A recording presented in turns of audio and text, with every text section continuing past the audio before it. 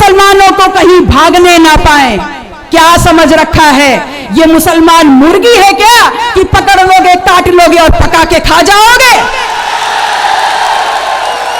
ये है उनकी असलियत। और मैं आपसे कहने आई हूं कि मंच पर बैठे हैं असद भाई, इनको मैंने बहुत बार कहते सुना है कि भारतीय जनता पार्टी को जिताने वाले यही विपक्षी का चेहरा ओढ़ने वाले लोग हैं। वरना क्या कारण है कि जब पूरा का पूरा मुसलमान, बहुत पिछड़ा और दलित आपके साथ लगातार 2014 में, 2017 में, 2019 में और 2022 में खड़ा रहा, तो ये हार कैसे गए? इस बात का जवाब आपको ढूंढना है। और आपको पता है इस बात का जवाब क्या है? इस बात का जवाब इतिहास के पन्नों में दबा हुआ है। इतिहास की एक बहुत मशहूर घटना है, बहुत मशहूर युद्ध है। शायद आप में से बहुत से लोगों ने सुना हो, प्लासी का युद्ध। वो युद्ध जहां पर नवाब सिराजुद्दौला, जिनके पास 18,000 की पराक्रमी सैनिकों की सेना थी, वो लड़ाई लड़े बिना ही 350 सैनिकों की सेना रखने वाले ईस्ट इंडिया कंपनी से हार गए। पता है क्यों? ऐसा नहीं था कि ईस्ट इंडिया कंपनी के वो 350 जो सैनिक थे बड़े काबिल थे, पराक्रमी थे।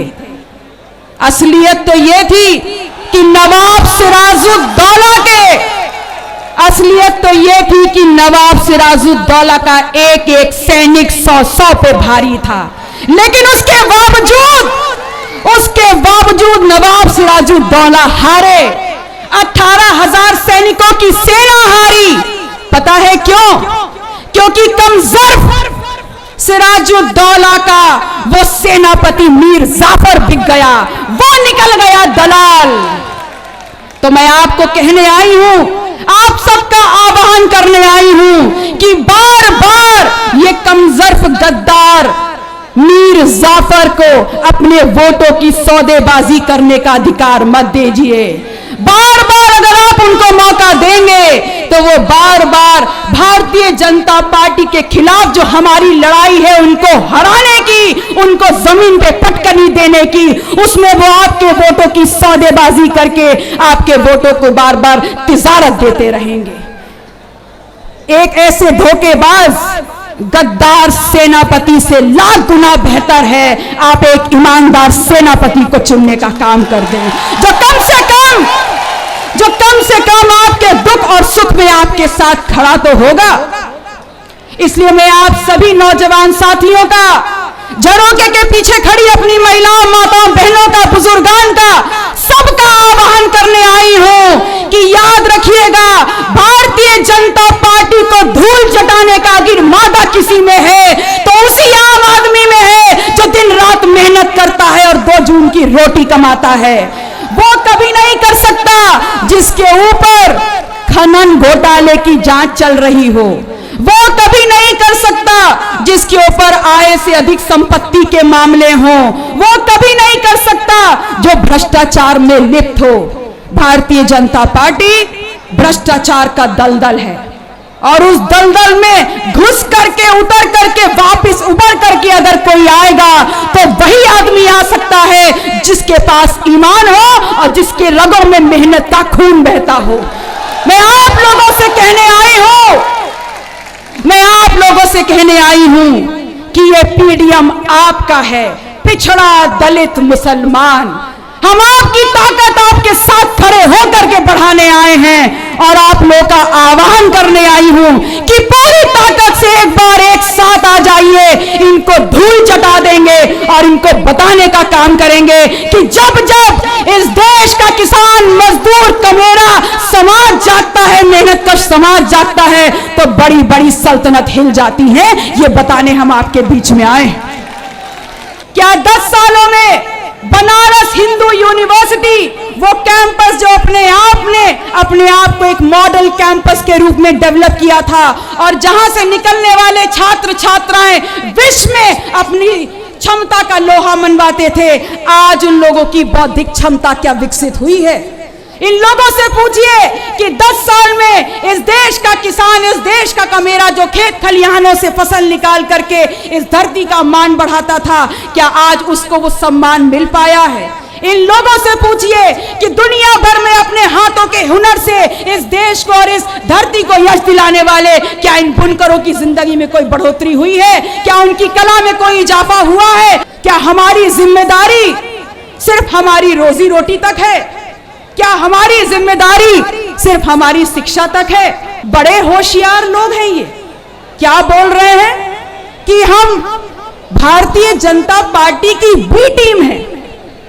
अगर हम भारतीय जनता पार्टी की बी टीम है तो आप लोगों से एक सवाल पूछती हूं, जब इसी बनारस में उच्च सदन में नेता पक्ष इस देश के प्रधानमंत्री माननीय नरेंद्र मोदी जी की इसी कॉन्स्टिट्यूएंसी में जब किसानों की जमीन काशी गेट के नाम पर, वैदिक सिटी के नाम पर, ट्रांसपोर्ट नगर के नाम पर लूटी जा रही थी, तब इस धरती का वो सांसद चुप क्यों था?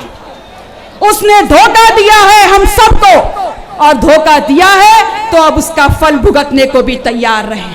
आज चारों तरफ लूट मची हुई है, और किसी भी तरफ देख लीजिए, भारतीय जनता पार्टी के राज में अगर सबसे ज्यादा शोषण किसी का हुआ है तो पिछड़ा दलित मुसलमान का हुआ है। अरे चुल्लू भर पानी में मर जाना चाहिए ऐसे लोगों को, जो समाज, जो लोगों की भावनाओं के साथ खिलवाड़ कर रहे हैं। और मैं उनसे कहने आई हूं कि जिस दिन ये समाज जाग गया, मान लीजिए आप सबका खेल खत्म। और अब मौका है कि आपके साथ असद साहब खड़े हैं, आशीर्वाद देने के लिए पटेल राजमाता खड़ी है। आप लोगों ने सड़कों पे मेरा संघर्ष देखा है कि जब जब मेहनत का समाज ने, मेरा समाज ने मुझे आवाज दी है, मैं उनके साथ खड़े होकर के सड़क से सदन तक लड़ने का मैंने काम किया है। अगर आपको किसी को भी मेरे उन कार्यों में, मेरी सोच में अगर जरा सी भी मिलावट समझ में आती है, दिखती है, तो बता दीजिए। तो अगर मिलावट नहीं दिखती तो बी टीम हम कैसे हुए? असल में उनको समझ में आ गया है कि बीजेपी की ए टीम और बी टीम दोनों वही हैं। बस वक्त का इंतजार है कि आप कितनी जल्दी उनको डंडे की और लाठी की चोट पे ये समझाने का काम कर दें कि पीडीएम बी टीम नहीं है, पीडीएम आम आदमी की सेना है, मेहनत का समाज की सेना है। और अगर बीजेपी को कोई टक्कर दे करके गिरा सकता है तो सिर्फ और सिर्फ पीडीएम गिरा सकता है। मैं आप लोगों से कहने आई हूं कि याद रखिएगा आज, और इनको चुनौती भी दे रही हूं कि हम लोग कौन हैं। हम लोग गरीबी रेखा से नीचे रहने वाले लोग हैं, बीपीएल, और हम लोग वो हैं जिनको ये 5 किलो राशन देकर के अपने पक्ष में कर रहे हैं। तो मैं चुनौती देती हूँ सरकार को और उनकी तमाम एजेंसियों को कि आप जाएं, गलियों में जाएं और ये बताने का काम करें कि आपकी लिस्ट में और आपकी योजनाओं में जो लोग बीपीएल के अंतर्गत अंकित हैं, क्या वो पिछड़ा दलित मुसलमान नहीं है? आज शिक्षा के अभाव में जिस बच्चे की जिंदगी अंधेरे में गुजर रही है, क्या वो इस देश का पिछड़ा दलित मुसलमान नहीं है? जिसको दवाई के अभाव में जिसकी जान जा रही है जिस बच्चे की, क्या वो पिछड़ा दलित मुसलमान नहीं है? वो नौजवान जो डिग्री लेकर के बेरोजगार होकर के सड़कों पे घूम रहा है और उसकी जवानी और जिंदगी बेपनाह घूम रही है, क्या वो पिछड़ा दलित मुसलमान नहीं है? किसी भी झरोके से देखिए, किसी भी कोने से देखिए, जहां भी नजर डालेंगे सबसे ज्यादा शोषण अगर किसी का हुआ है तो पिछड़ा दलित मुसलमान का हुआ है। इसलिए आप लोग का आह्वान करने आई हूं कि निकल पड़िए अपने घरों से। इस बार हमारी लड़ाई किसी को हराने जिताने की नहीं है, हमारी लड़ाई अपने आप को जिताने की है, अपने समाज, अपने कौम को जिताने की है, हमारे बाल बच्चों की है, और इस बात की है कि कल अपनी पीढ़ियों के सामने हम ये उदाहरण रख सकें कि बच्चों, हम लड़े, हम खड़े हुए, हमने मुकाबला किया और इनको गिरा करके हम विजयी हुए। इस साथ के साथ, इस ताकत के साथ हमको आगे बढ़ना है। कैसे होता है ये कि 2022 में ये पिछड़ा दलित मुसलमान घंटों लाइन में लग करके इनको वोट दिया और उसके बाद नतीजा क्या निकला? मैं सिराथू से चुनाव लड़ी और मैंने वहां पर आताताई भ्रष्टाचारी जो उप मुख्यमंत्री है इस प्रदेश का केशव मौर्य को पटकनी देने का काम किया। तो जब मैं वहां पर जीत गई तो पूरे प्रदेश में यह पिछड़ा दलित मुसलमान कैसे हारा? पता है कैसे हारा? वो बैठा है ना कमजोर मीर जाफर, वो ना खुद जीत रहा है, ना हमको जीतने दे रहा है और ना लड़ने दे रहा है। इसलिए आप लोगों से बोल रही हूं कि षड्यंत्र के जाल से बाहर आइए और पूरी ताकत से इस झंडे को, इस पीडीएम को लेकर के खड़े हो जाइए और एक सुर में बोलिए कि जीतेगा तो पीडीएम जीतेगा, और अगर इनको निकालेगा कोई यहां से बाहर तो पीडीएम निकालेगा। ये क्या कह रहे थे आपको पता है कि तथागत गौतम बुद्ध से लेकर आज तक बनारस की धरती पर सिर्फ मेहनत कश समाज का राज रहा है। और ये आपके बीच में क्या बोल के आए थे? ये आपके बीच में ये बोल के आए थे कि मैं पटेल का चेला हूं।